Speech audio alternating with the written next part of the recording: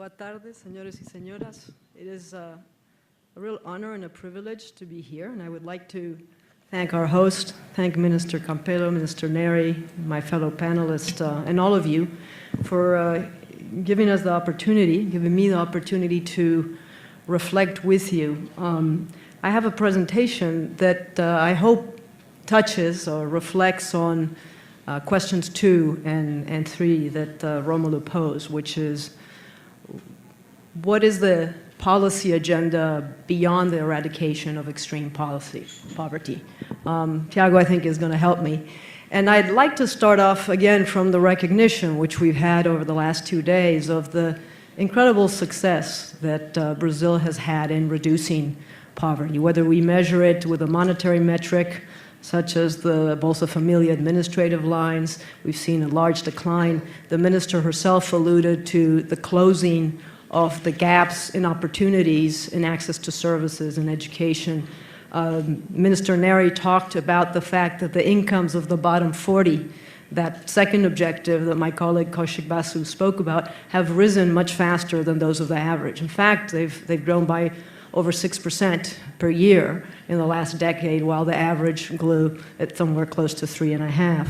And all of this has been reflected in a decrease in inequality and an increase in opportunities.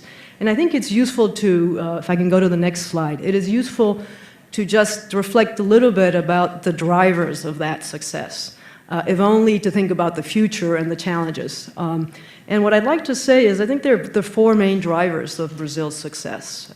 First, it was able to build on a decade of fairly robust growth, helped by a favorable external environment and high commodity prices and sound macro policy. But the most important driver was the fact that that growth, along with policies, translated into a big increase in the labor earnings of the low skill. And what you see in this graph is the contribution to poverty reduction measured at the slightly higher line of 140 real, of different components of income. And you can see that whether you're looking at all of Brazil, or you're looking at urban areas, rural areas, or the greater metropolitan areas, the biggest driver of the reduction in poverty was the increase in the labor incomes of those at the bottom. And this was helped by employment growth, including, as numerous speakers have mentioned, the movement into formal employment, a very notable achievement, movement into formal employment of many people who were previously in informal, unskilled jobs. The fact also that wage gaps and the gap in labor earnings between skilled and unskilled also fell.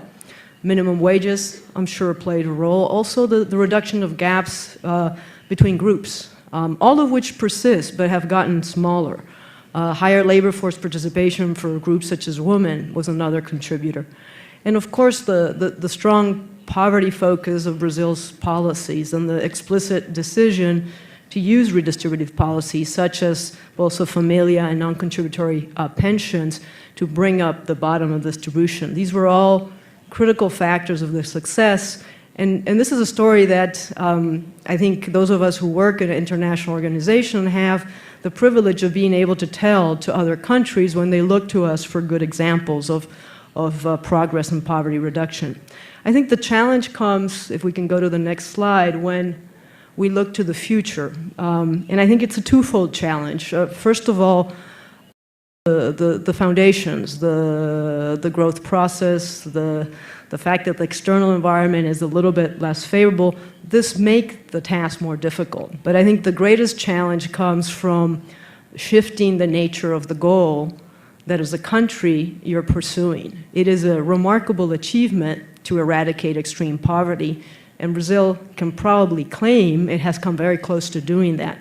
But it's probably not enough as a goal. I think the real challenge is not just to move people out of poverty, but to put them in a path of rising incomes, rising productivity that will take them into a more resilient place, beyond poverty and vulnerability to a middle class. And that is a hard challenge. How do you move that bottom 40 into the middle class? And it essentially is going to revolve, in economic terms, around two themes that are, I think, critically important. One is improving the productivity of people, that is, putting them in jobs and in income-generating activities where they earn more income because the value of what they produce is higher. And that goes hand in hand with job creation. I very much agree with what our colleague from the ILO said, that labor earnings and jobs are the main channels of transmission from growth to families and the main avenue of exit from poverty. So Brazil has this challenge. How do you raise labor productivity, in particular for the bottom 40? How do you stimulate a process of job creation that puts people into better jobs where they earn higher incomes and do so in a sustainable, non-precarious way?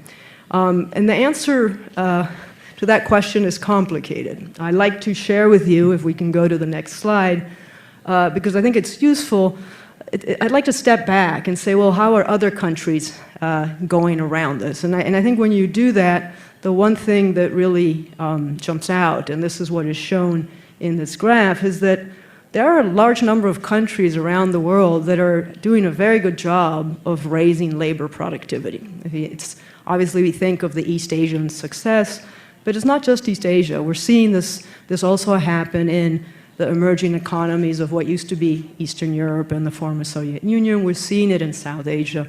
And it's interesting to look that this is annual labor productivity growth for different parts of the world, and then it dives more deeply into the countries of East Asia, just to sort of think about what is going on there. I think in countries like China and Vietnam, there's part of this productivity growth that simply comes from people moving from one sector to another. That is, from relatively low productivity, low value-added activities in agriculture into some other sector. But even this is only part of the story. The bigger part of the story, even in China and Vietnam, and certainly in places like Malaysia or Taiwan or Korea or Poland, if you want to go outside of East Asia, the bigger part of the story is that there's labor productivity growth within the sector of activity. That is, firms are becoming more productive and people are becoming more productive, and that translates into higher incomes. So the key issue is, how do you generate a dynamic that fosters that, people becoming more productive, firms becoming more productive, by producing better products in new ways, and making sure that workers are equipped to work in those opportunities. And this is, I think, the question that the future agenda in Brazil really needs to think about. Because if I can go to the next slide, I think despite all the progress, I think the ILO presentation brought this out, despite all the progress, when you look at the labor market outcomes of the bottom 40 and those of the top 60%, they actually look quite different. There's still very important gaps. The bottom 40 have lower educational outcomes, lower educational assets. They're more likely to have less than primary education, less likely to have secondary or tertiary. Also, their labor force participation is actually lower than that of the top 60. They're more likely to be unemployed. They're more likely to be in informal activity, which is, by definition, lower productivity form of organization. They're more likely to be part-time. They're more likely to be self-employed. And you look at these characteristics, they apply to the bottom 40. They may look a little different between extreme poor and moderate poor, but actually not that different. The real striking difference is with those who are on the top 60%, that is solidly middle class or upper middle class. And I think it's very important then to think about an agenda, if I can go to the next slide, that really focuses, I'm not saying lose your focus on extreme poverty, but complement that with an agenda that is really about how do you foster job creation and productivity growth for that bottom 40%. And I think it has essentially three key elements. One, which I won't go into detail on, has to do with making sure that the foundations of a solid growth process are in place. So you do need certain macro foundations. You do need to address certain macroeconomic constraints, including things such as low investment rates and important infrastructure gaps. But I think the two elements that I want to focus on in my comments are, how do you really spark a dynamic process of what has to be private sector-led job creation? It is firms that create jobs. How do you make sure that your firms are actually actively creating jobs and jobs of good quality? That's a key part of the agenda. The second part of the agenda is, how do you make sure that people in the bottom 40 are equipped for those new jobs? And that is an important agenda around education and skills, not just what you take out of the formal education system, but the skills you can acquire and need for the job. It has an important agenda on supporting what I would say employability, helping the disadvantaged overcome the multiple barriers that they may face in being productive and being productively included, if you want to use that terminology. I think there are issues of mobility that I won't get into. But I want to just offer, I think, a few reflections on these two things. How do you foster a strong process of job creation, and how do you make sure that the workers are equipped to then access those jobs? And if I can jump to the next slide, I think one of the most interesting, we tend to think of labor markets and labor demand in a sort of aggregate, abstract way, but the real driver of job creation are firms. And there's a lot of interesting work in trying to understand what kinds of firms create jobs and how they do it. And this work happens in many countries, but we recently did a big study of this for the countries of Eastern Europe. And that's because these are countries with very high unemployment, and we wanted to understand what can drive job creation there. What we found, which is also true for other countries, is that there's a relatively small segment of firms that generate most of the job creation. So in average in these countries, something like 15% of the firms generate over 2/3 of the new jobs. And what these firms have in common is not size. It's not small, medium, or large. It's not what sectors they're in. What they have in common is they tend to be relatively young.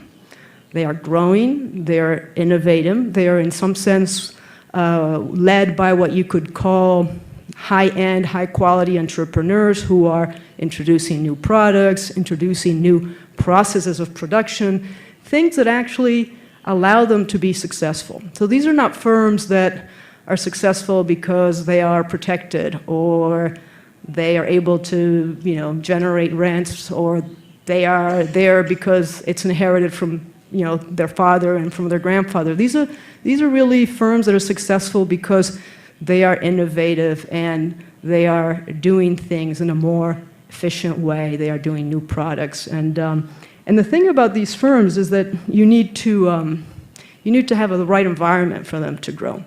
Enrico Moretti has looked at this very carefully in the context of the United States, and one thing he finds is these firms, they build on human capital. So they tend to emerge in areas where there's a high concentration of university graduates, and where that facilitates this kind of innovation. It tends to be geographically spatially clustered. That is, they attract each other. And you will get a situation, and he shows this for the United States, where you have a high concentration of these firms in certain cities, and then you have other cities in which you're stuck with more traditional firms and lower innovation, less productive forms of production. Can I jump to the next slide?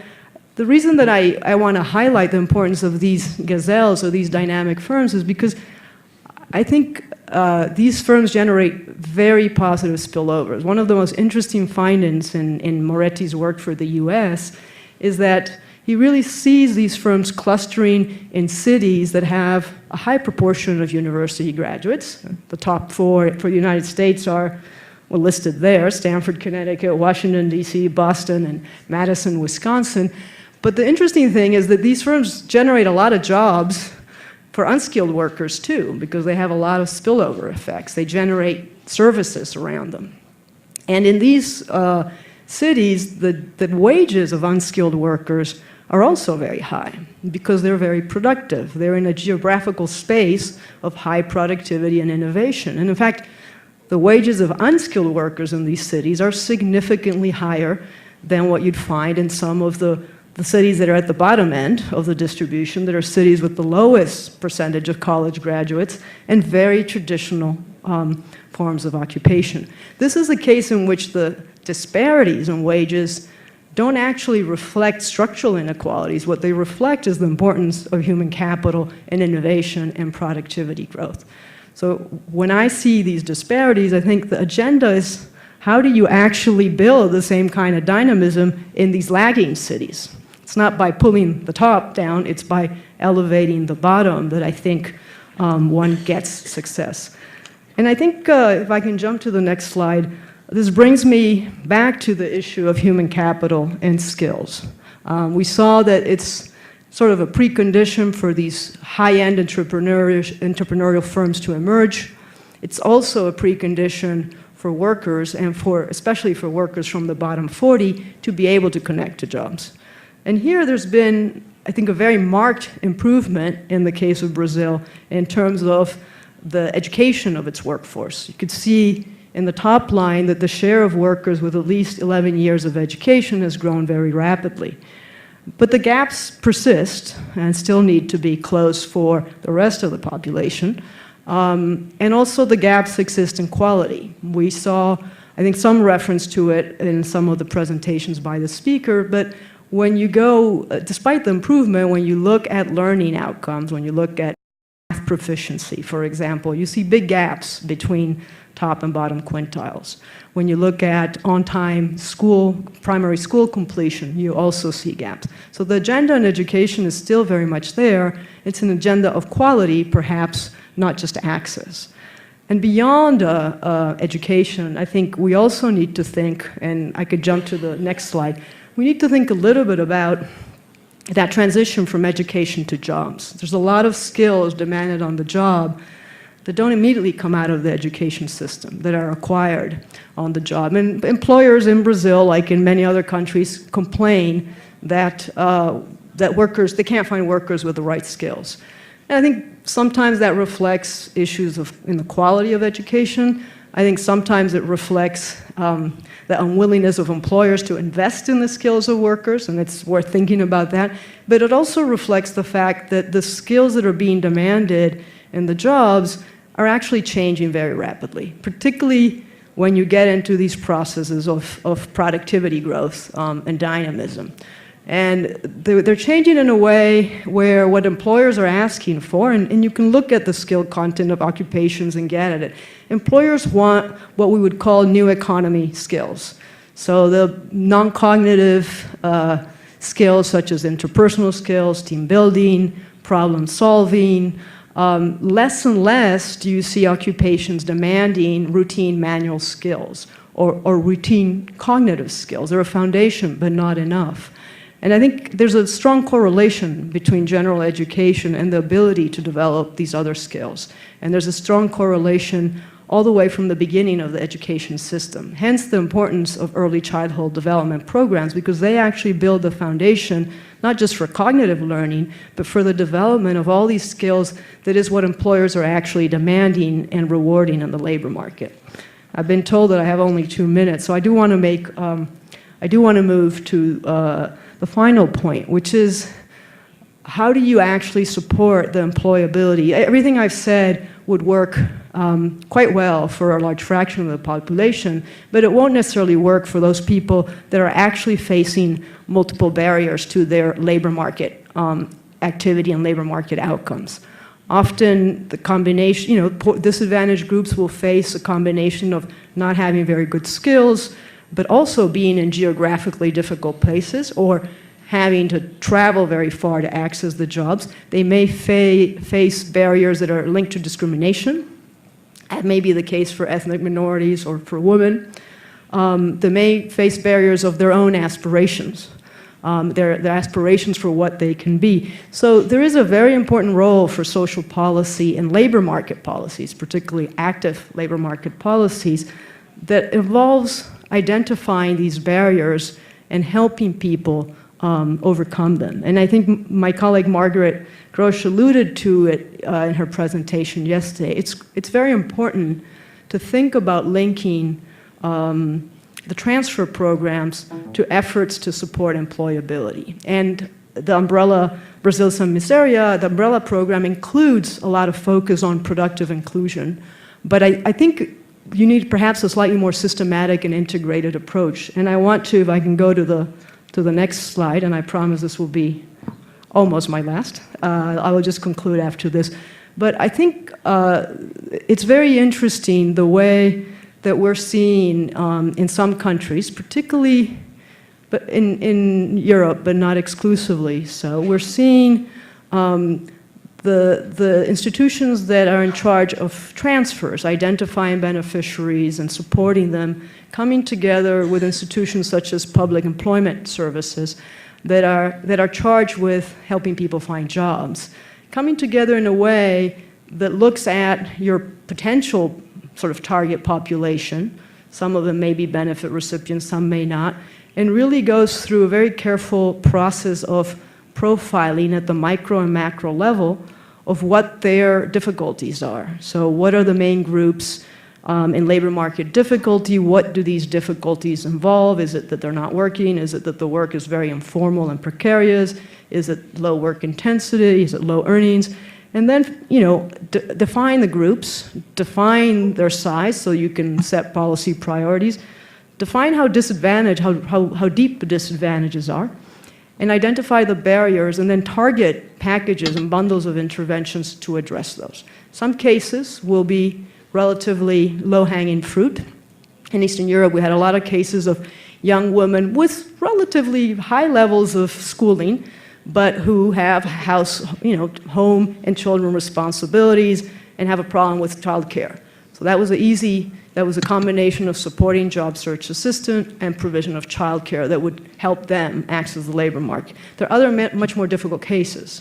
Again, in Eastern Europe, cases of an ethnic minority, such as the Roma population, with low schooling, serious problems of discrimination in the labor market, and an internalization of these aspirations, and they need a different kind of support. But it's by bringing together the transfers and the employability side that I think you can see how to move the agenda, what I would say, to the next step, which is one from out of poverty to being put on a pathway that will allow your incomes to go up over time and will allow you to move into a very different, more resilient place. And I guess I would just end there. I'm going to skip my last slide and conclude again that I think not to take away from the enormous achievements that Brazil has in terms of reducing extreme poverty. I think if you would ask me, where does the agenda go next? It can be very wide-ranging. It certainly can be multidimensional. I think there is a very important role for, as the previous speaker alluded to, for building the capacity at the local municipality level, building participation. But the key, I think, for Brazil to move ultimately to being a high-income, very equal society is to really focus on how do you create the opportunities for those at the bottom to move into high-quality, high-productivity jobs and earn the incomes that come along with those. So I think I'll wrap up there, and thank you very much.